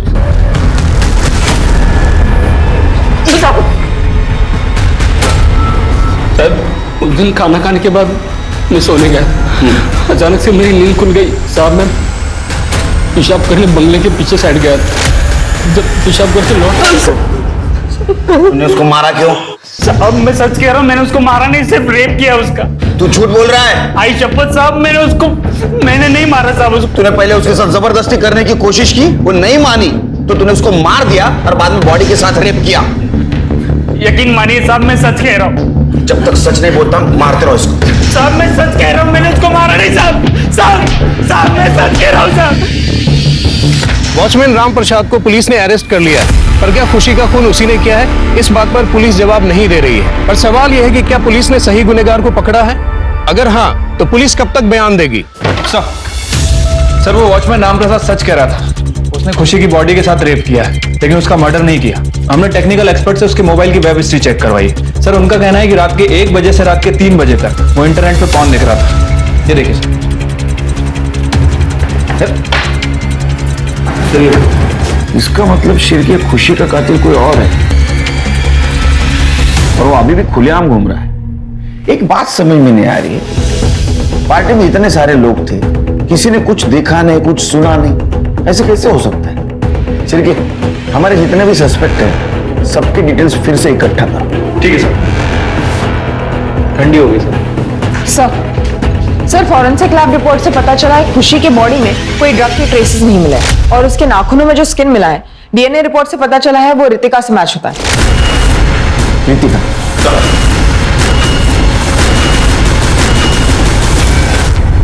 सर उस रात नशे की हालत में मैं सोई हुई थी, तब उस कुणाल ने मेरे साथ जबरदस्ती की, मेरा फायदा उठाया और ये खुशी ने देख लिया। कुणाल! क्या है सब? खुशी ये मेरे साथ जबरदस्ती कर रहा था, पर वो मुझ पे ही चिल्लाने लग गई। क्यों नहीं रहती है? मैं सच बोल रही हूँ, मैंने कुछ नहीं किया, वो मेरा बॉयफ्रेंड है, समझे तुम? सर मेरी इसमें कोई गलती नहीं, मैं तो होश में थी ही नहीं। चलो मान लेते हैं कि तुम नशे में थी, कुणाल तुम्हारा फायदा भी उठाया, लेकिन जब वो सीढ़ियों से गिरा तब तुम उसके साथ क्या कर रही थी? सर मैं इतनी ड्रंक थी कि मुझे कुछ समझ में नहीं आ रहा था, और जब कुणाल सीढ़ियों से नीचे गिरा तब इंस्टेंटिवली मैंने उसकी मदद कर दी। अब इसके आगे मुझे कुछ याद नहीं है सर। सर रितिका झूठ बोल रही है, वो ही मुझसे हमेशा चिपकती रहती थी और फ्लर्ट करती रहती थी मुझसे। मैं तो खुशी से प्यार करता था सर, मैं उसके अलावा किसी के बारे में सोच भी नहीं सकता था सर। मैं तो खुशी के कहने पर ही रितिका की हालत देखकर उसे कमरे में ले गया था। जब हम कमरे में गए, रितिका मुझ पर हावी होने लगी, वो मुझे केस करने लगी और मैं भी बहक गया। लेकिन तुम्हारे कॉल रिकॉर्ड से पता चल रहा है कि तुम और रितिका काफी पहले से एक दूसरे से बात करते आ रहे हो। इसका मतलब है कि तुम एक बार में 2 लड़कियों को डेट कर रहे थे। सर रितिका ही मुझे हमेशा कॉल किया करती थी। पुलिस के सामने ये गुत्थी और ज्यादा उलझ गई थी। अब अगर वॉचमैन ने खुशी का कत्ल नहीं किया तो मर्डरर कौन था? वो कौन था जिस पर अब तक पुलिस की नजर ही नहीं पड़ी थी, जो अब तक खुद को इस केस से दूर रखने में कामयाब हो गया था? सच में अब सबको जानना था कि आखिर कौन था खुशी की मौत का जिम्मेदार। हाँ सावंत, अच्छा ठीक है सर। इस कुणाल को तो हॉस्पिटल से डिस्चार्ज मिल गया। इतनी जल्दी?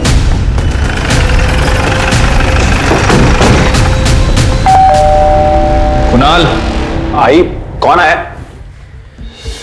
अरे वाह, तुम्हारे जख्म तो बहुत जल्दी भर गए। सर वो डॉक्टर ने घर पे रेस्ट करने के लिए कहा है। ये खुशी और अभिजीत, इनका रिलेशनशिप कैसा था? सर खुशी ने मुझे अभिजीत के करतूतों के बारे में बताया था।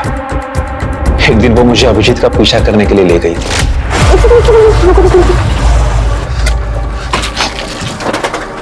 तुम जैसे मोरॉन्स की वजह से फैमिलीज बर्बाद हो रही हैं। Should be ashamed of yourself।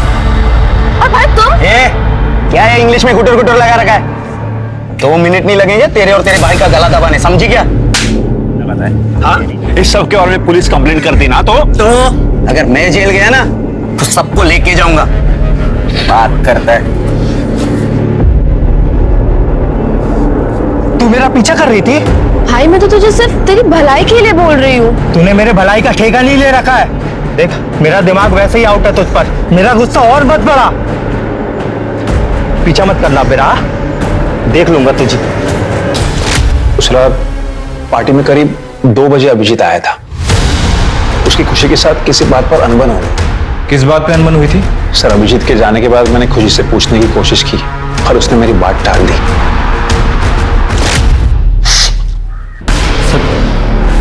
उस दिन मैं पार्टी में गया था सर, मुझे माल लेने के लिए पैसे कम पड़ रहे थे। पापा ने क्रेडिट कार्ड ही ब्लॉक करवा दिया। मैं खुशी से पैसे मांगने के लिए गया था, कुछ पैसे देना, पर सर उसने मुझे साफ मना कर दिया कि पैसे नहीं देगी। तूने गुस्से में आकर उसको मार दिया?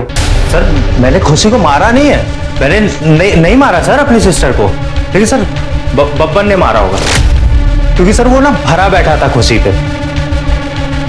एक दिन खुशी ने बब्बन को थप्पड़ मारा था, इसलिए सर। सब तेरा मोबाइल लोकेशन दिखा रहा है मैं 2 बार। अरे साहब उस रात को माल का डिमांड बहुत ज्यादा था, मैंने सब जगह माल दिया था और बाद में कलेक्शन करने भी गया था, इसीलिए शायद से मेरा लोकेशन वही का दिखा रहा है 2 बार। मैं ऐसे ही धंधा करता है साहब। और रही बात आपके खून की, अब मैं आज तक मारा मारी नहीं किया, खून क्या करूंगा? खुशी के हत्यारों को We want मैडम आपके परिवार पे गंभीर आरोप लगाए जा रहे हैं और अब तो ड्रग्स का मामला भी निकलकर सामने आ रहा है। देखिए हमारे परिवार पे इतनी बड़ी मुसीबत आई है और ये पुलिस वाले हम पे ही आरोप कर रहे हैं। मॅडम आपको सर ने अंदर बुलाया। हे बघा आम्हाला माहिती आहे तुम्ही खुशीची मावशी आहात और हमारा इन्वेस्टिगेशन जारी है। अब अगर ऐसा सोशल वर्कर्स को यहाँ लाकर हंगामा खड़ा कर देगी तो हम गुनहगारों को कैसे ढूंढ पाएंगे? आपको जो सही लगे वो कीजिए, पर हमारी खुशी का इंसाफ दीजिए साहब। खुशी को इंसाफ जरूर मिलेगा, अब बेफिक्र रहिए, आप जा सकती हैं। Thank you. अरे सर ये तो एकदम कमाल की एक्ट्रेस है, इसको फिल्मों में काम बहुत आसानी से मिल जाएगा। क्यों, क्या हुआ? सर आपने कहा था ना कि खुशी के परिवार की हिस्ट्री चेक करो। हाँ सर मैंने चेक किया, एक इंटरेस्टिंग बात पता चली है। सर खुशी के फादर विश्वास देशमुख, उनके फोन रिकॉर्ड और लोकेशन रिकॉर्ड से पता चला है कि उनका ये हमारी एक्ट्रेस के साथ अफेयर चल रहा था। और सर उसके लोकेशन रिकॉर्ड से यह भी पता चला है कि जिस रात खुशी का मर्डर हुआ वो 3 बजे और 4:30 बजे उस मर्डर वाले बंगले के आसपास गया। 4:30 बजे वाली बात उसने हमें बताई है, लेकिन 3 बजे वाली बात उसने हमसे छुपाई है। बड़े लोगों का कुछ भरोसा नहीं है। सर मैं मानती हूँ कि मेरा और विश्वास का अफेयर है। एक दिन जानकी ते शिरडी गई थी, तब विश्वास ने मुझे उसके घर पे बुलाया था। तो परसों भी जाते हैं फिर? हाँ की मूवी देखेंगे। पापा खुशी, अरे बेटा तू कॉलेज से जल्दी आ गई? I'm ashamed of you, पापा। अब तुम मॉम को धोखा दे रहे हो, हमारी फैमिली डिस्ट्रॉय कर रहे हो। अरे मौसी तू अगर खुशी ही नहीं है। बेटा देखो खुशी बेटा, तुम बहुत छोटी हो, ये बड़ों की बातें तुम नहीं समझो। Stop it, पापा। मैं आप दोनों को वार्न कर रही हूँ, अगर आप लोगों ने ये सब बंद नहीं किया ना तो मम्मी के सीढ़ी से आते ही मैं उनको सब कुछ सच बता दूंगी।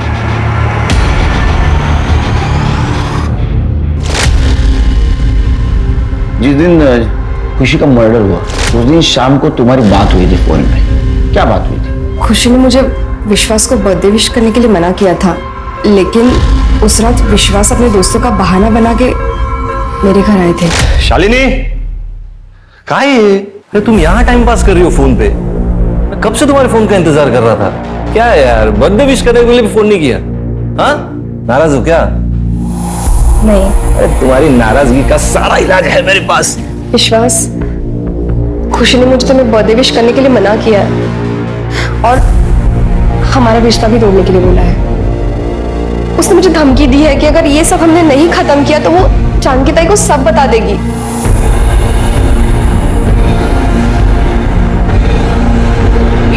खुशी हमारी लाइफ में कुछ ज्यादा इंटरफेयर कर रही है। विश्वास उस दिन गुस्से में थे, आगे क्या हुआ नहीं पता। कि मैंने अपनी बेटी को मारा? क्या बोलता है क्या तुम्हें? सर मैं बाप हूं उसका। तुम्हारी सारी प्रॉपर्टी तुम्हारे बीवी के नाम पे है। तुम्हें डर था अगर तुम्हारे बीवी को तुम्हारे अफेयर के बारे में पता चलता तो तुमसे डिवोर्स मांगती, सारी प्रॉपर्टी तुम्हारे हाथ से निकल जाती, इसलिए तुमने खुशी को मार दिया और सबूत मिटा दिया। नहीं सर, ये बिल्कुल झूठ है सर, मैं अपनी बेटी को मार ही नहीं सकता।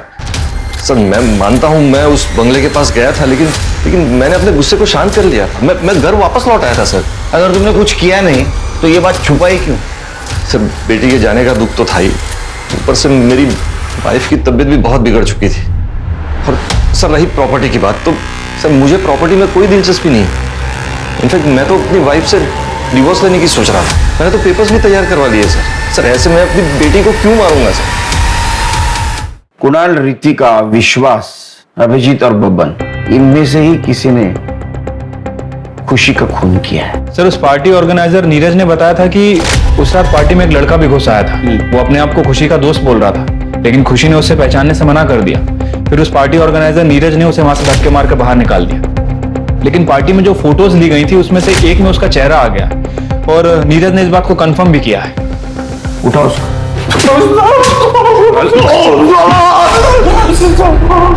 कुछ नहीं किया साहब। ये क्या है फिर?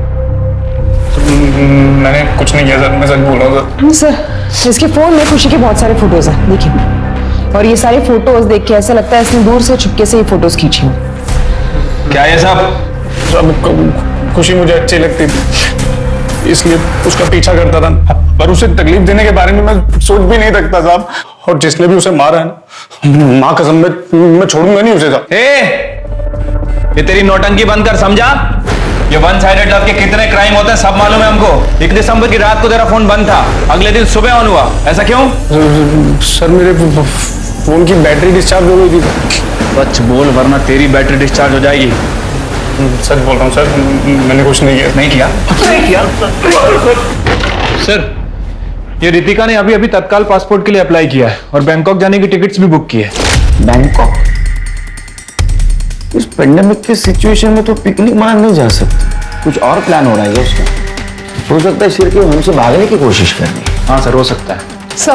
सर मैं 1 दिसंबर की रात ही सिटी हॉस्पिटल के बाहर का सीसीटीवी फुटेज चेक किया, तब एक इंटरेस्टिंग चीज सामने आई। सर ये देखिए, ये कुणाल हॉस्पिटल के अंदर जा रहा है, लेकिन इसमें उसने व्हाइट कलर की टी शर्ट पहनी हुई है। और जो पार्टी की फोटोज हमने देखी,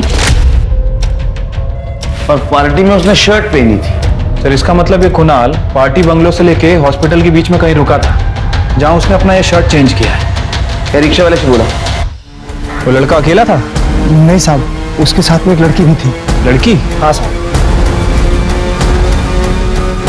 ये थी? हाँ साहब, यही लड़की थी। तेरे कपड़ों पे खुशी के ब्लड के स्ट्रेसेस मिले, तो तू रिक्शा से गई थी ना हॉस्पिटल तक, लेकिन उतरी नहीं नीचे। इससे साबित होता है कि तू इसके साथ मिली हुई थी। क्या हुआ था? बोलो।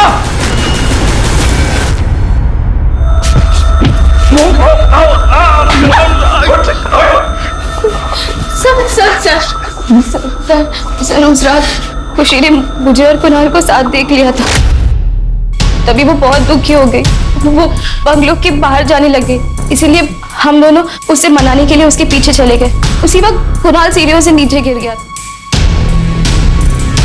खुशी, खुशी तुम खुशी देखो, तुम जो समझ रही हो ना वैसा कुछ नहीं हुआ। मना किया था ना तुझे, बोला था ना तुझे कि कुणाल से दूर रहे।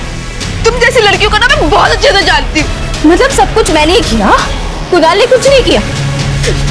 और तुम्हें एक बार भी शर्म नहीं आई ये सब करते हुए? तुम दोनों ने खुशी के साथ विश्वासघात किया है, उसको मार दिया।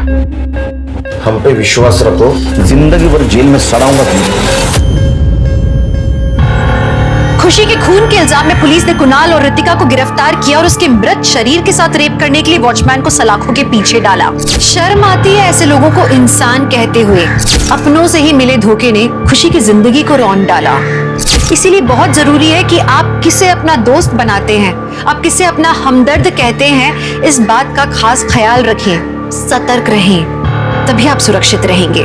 तो चलिए इसी के साथ मैं दिव्यांका त्रिपाठी दहिया अब लेती हूँ आपसे विदा। फिर मिलूंगी एक नई कहानी के साथ। तब तक देखते रहिए क्राइम पेट्रोल सतर्क, विमेन अगेंस्ट क्राइम, एक औरत परिवार अब हर औरत का भार। जय हिंद। क्राइम पेट्रोल के और भी दिलचस्प कहानी देखने के लिए हमारे चैनल को सब्सक्राइब करें और बेल आइकॉन दबाना न भूलें।